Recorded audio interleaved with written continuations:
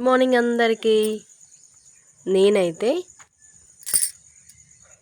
5:30కి లేచిన, తెల్లారింది ఆల్రెడీ 6 అవుతుంది. గంట సేపటికి ఇంత మంట మండుతాను. ఇది మండడానికి నాకు 1 అవర్ టైం పట్టింది.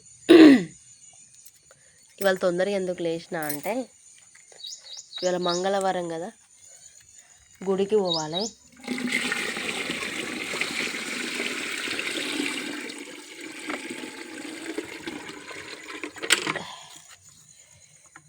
అందుకే తొందరగా అయితే లేచిన. ఇప్పుడు మిగిలిన పనులు ఏమేమి చేయాలనో అవన్నీ చేసేద్దాం. మిగిలినవి అంటే వంట చేసుకోవాలి, అవన్నీ కూడా చేద్దాం. మళ్ళీ ఇప్పుడు కొంచెం అయినాక మళ్ళీ పోతుంది, ఎందుకంటే చీపురు పుల్లలు పెట్టినా కాబట్టి ఆ మాత్రం మండుతుంది. అది ఆ మంటది అయిపోగానే కథం. ఫస్ట్ అయితే ఈ లడ్డీ అంటుకుంటే మనకు డోకా లేదు. మిగిలిన పని అన్నా కదా, మిగిలిన పని అంటే ఏం లేదు. ఈ అన్నము,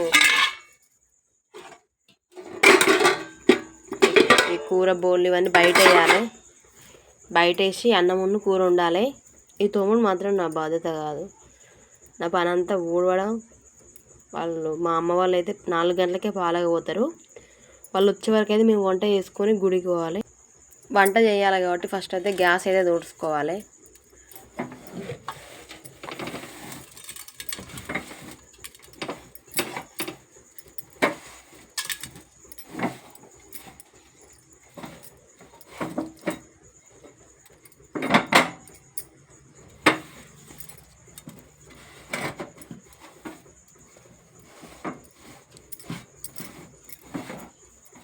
కడుక్కుంటే మంచిగా ఉండు, కానీ కడిగే అంత టైం లేదు ఫస్ట్.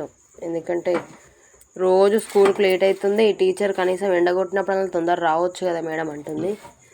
అందుకే గ్యాస్ అయితే తుడుచుకున్నా. ఇవైతే బయట పెట్టేసేద్దాం. ఈ బయట పెడితే కూరగాయలు చూడలు ఎన్ని ఉన్నాయో.